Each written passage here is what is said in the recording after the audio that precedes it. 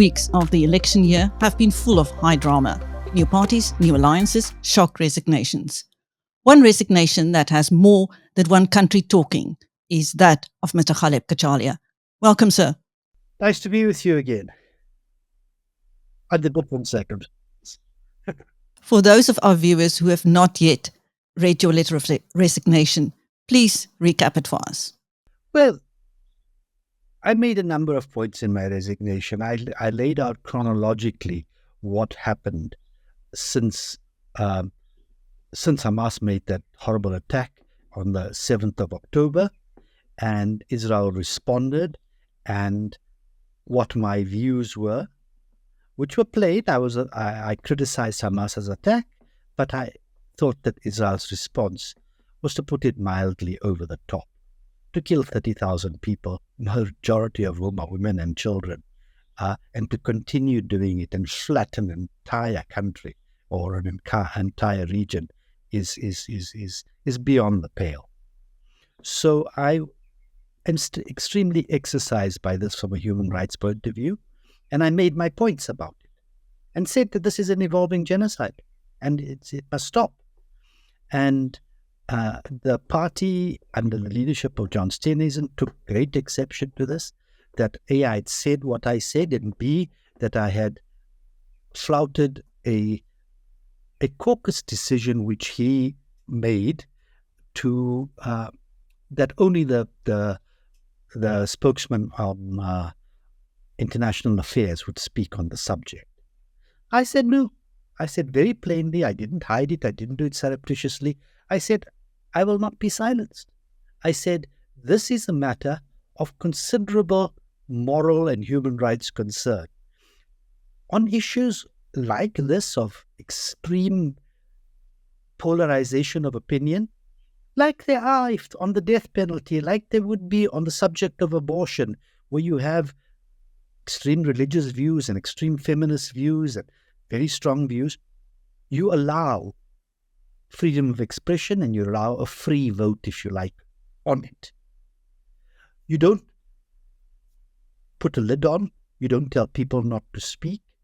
You don't say I don't like what you're saying, even if you don't say that openly, and you use some excuse to say only this person can speak. And then when I say that's not good enough, I'm going to speak, you fire me from the cabinet, from the shadow cabinet. I say that's fine, that's your prerogative. You're the leader of the shadow cabinet. It's your cabinet. You can fire whoever you want to. But I'm an MP. I'll go and sit on the sidelines. Don't expect me to keep quiet. I'll continue to do my job. I'll do my job well. When you evaluated me, when the chief whip evaluated me, my score was 100% in my portfolio. So clearly I'm doing a good job. But don't ask me to keep quiet. And I was not quiet. I continued to be vociferous. Then, some time later, when the South African government made the application to the International Court of Justice and said, listen, we're going to bring an action against Israel to ensure that A, the violence stops, and B, that there is we're seeking it to be defined as genocide as such. And I supported that. There are many things I don't support about the South African government. You know this in our discussions in the past. But where they're right in my view. And this, I believe, they were right on. So I supported them. I made I agreed to the TV interview, and I said this in the TV interview. Oh, that resulted in conniptions from John Steenhuisen and his leadership, little coterie, and he,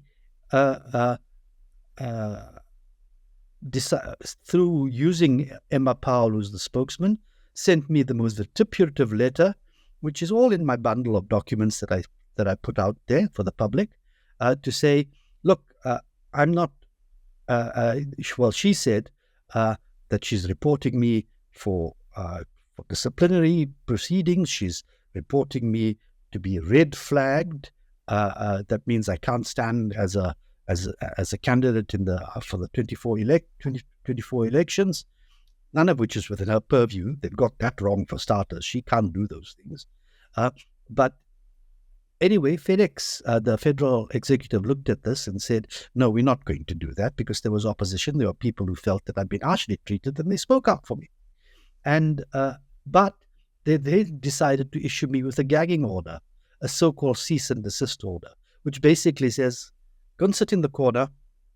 You can say, don't mention the war. You can say nothing about this issue. You can speak about how wonderful John Steenhuisen is. You can speak how wonderful the DA is. You can speak about how bad the ANC is. You can talk about the flowers in your garden. You can talk about the food in your kitchen, but don't mention the war. So I said, no, this doesn't work.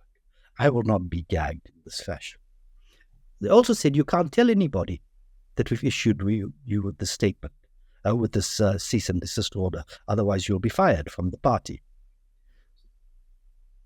During this period, going right back to the start, I'd said to John Steenhuisen, let's meet. He rebuffed that. I asked formally to the executive, to the structures, for mediation, formal mediation. Ignored. At 5 to 12, when I send the draft of my resignation letter to Helen Ziller, she sends it on to John for him to look at. It's not firm yet. We're discussing. He says, okay, I will agree to mediation, but Ghaleb must apologize first. So I say, what is the matter with this man? Does he not understand the word mediation and how the process evolves? Mediation is you appoint mediators, someone appoints mediators, you have a say in it, you sit down the two parties, you discuss. Eventually, through the mediation determines who's going to apologize on what, who's not going to apologize, and what's the way forward. You don't put a caveat up front and say, apologize first so I don't speak with you. Say you're sorry, I won't give you my sweets. That's kindergarten stuff. But anyway, that's what happened. Additionally, there's no policy on this matter. There never has been policy on this matter since 2010. There's been no policy on this matter. When I came to Parliament, I asked for policy on this matter. It was rebuffed. They said, no, don't put resolutions before Congress. The media will blow it up. It will hurt us. Don't worry, we'll have a policy conference. You will be pivotally involved. We will thrash out policy on this. Never happened. To date, it hasn't happened. There are only statements by John Steenhuisen, big 4 pages of bullet points saying what he thinks. It's never been tabled at Congress, at Federal Council or Federal Congress. It's never been ratified by any of those bodies. So it's not policy. It's what he believes. And then he uses that to say that I have flouted policy. Then I pick up on this and I look at that policy statement that he makes and that Emma Powell echoes. And I look at what I said on TV and my other statements. And I use sophisticated AI technology to compare the statements to see if there's any transgression of policy. There's none. So then in addition to this sets the ball rolling. This is the prod, if you like.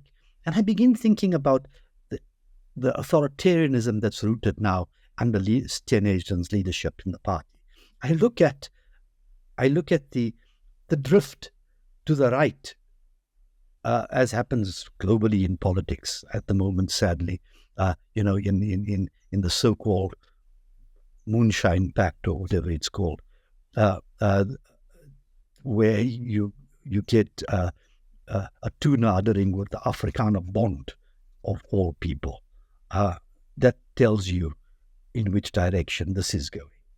So I say to them, look, man, you're fishing in the same old pond of DA voters. You'll pick up some of the few that you lost to the Freedom Front before under Musi Maimane. But you're not going to win by these sorts of attitudes and this blinkered attitude towards issues that are close to the majority of South Africans' hearts, who understand apartheid and who understand the disposition of land. And you are making statements which are tone deaf to that. you are not going to win the hearts and minds of those people.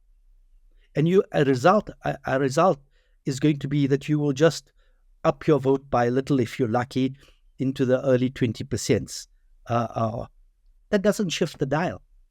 That doesn't deal in any way, shape, or form with the ANC and its hegemony, because the ANC will certainly come down in votes, but depending on how far they come down, it will dictate to whom they need. The rats and mice parties, whether they need the Inkatha, whether they need the ACDP or the ACDC, whatever it's called, they will need the Freedom Front Plus even. And lastly, because you're a little bit bigger, you don't talk to the bigger people first, you talk to the smaller people first, because the bigger people have got more leverage. So that's the route the ANC will take. And I say this is untenable. It cannot go. And in addition to that, I say the system is broken. Can't you see this? This is what the country is saying by and large. This is why people are not voting in the numbers that they should vote, why they're not registering in the numbers that they should register. Because this particular parliamentary system is rooted, is back in the dark ages. It's in an Edwardian drawing room. It is not in the technological age. It does not deal with the sentiments and wishes of constituencies. It deals with the party's whims once it's been elected and the power of the purse of the people who fund those parties. That's not how it should be. Democracy should be more fluid and more direct. And thank God we're moving in that direction in terms of the allowance now of independent candidates. That's going to prove difficult and it's going to take some time to evolve, but the road has started. The constituency now begins to have a voice. You can vote for somebody and hold them to account. My view is that there should be far more integrative and technologically integrative mechanisms that allow constituents and voters to have an input into what their representative says and does. And that then gets championed in Parliament. That's democracy. And that's technological democracy, not Edwardian wood panel room democracy. Good Lord, we live in the 21st century, not the 18th century.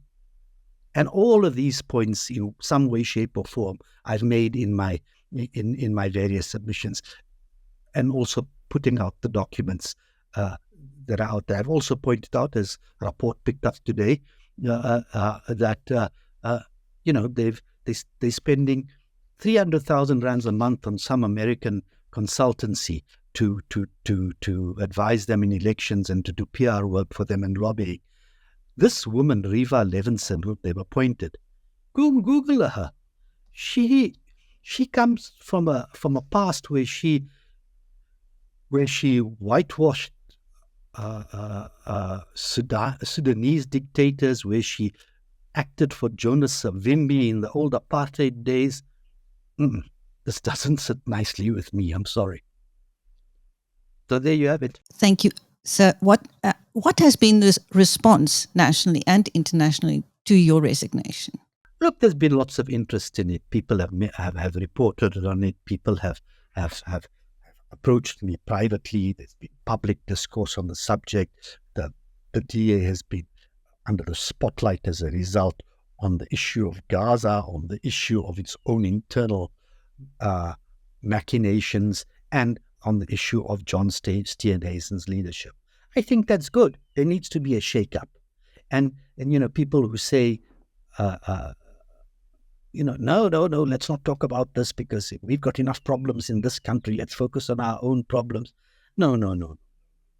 Would you have said that to me if I lived in the 1930s in Europe, that I should keep quiet about what Hitler was beginning to do?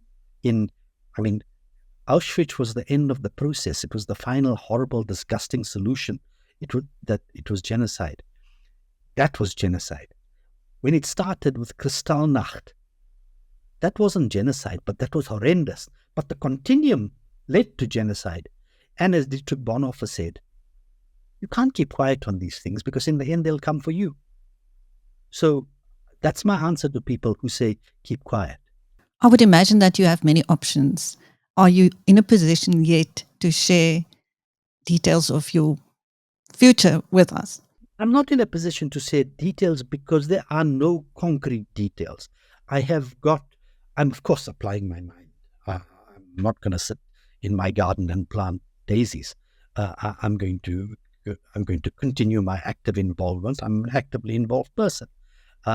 Now, I will be driven by a number of lodestars, if you like. I will be driven by helping to deliver economic prosperity in this country in whatever way, shape, or form. I will be driven by championing human rights. I will be driven by aspects of social justice. And I will be driven by applying my mind to the expansion of direct democracy.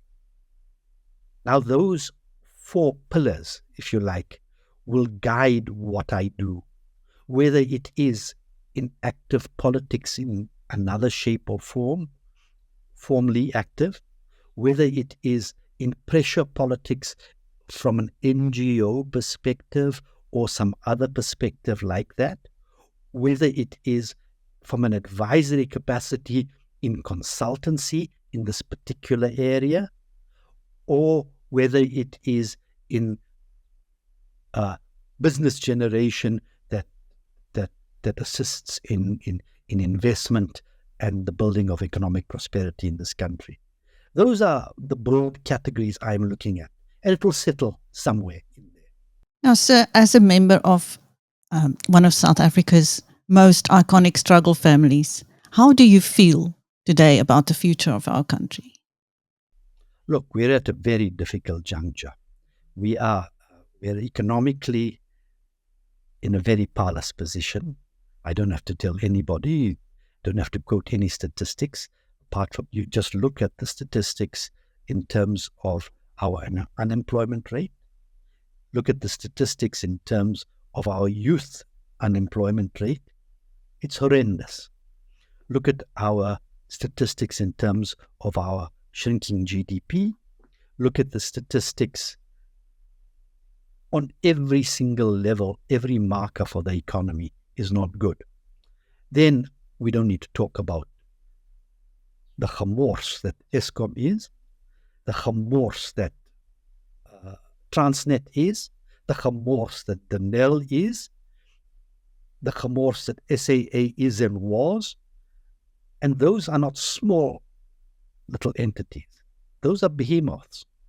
And they have a direct impact on the political economy and economy specifically of our country. So we are in a mess. Additionally, it's election year, election in a few months' time.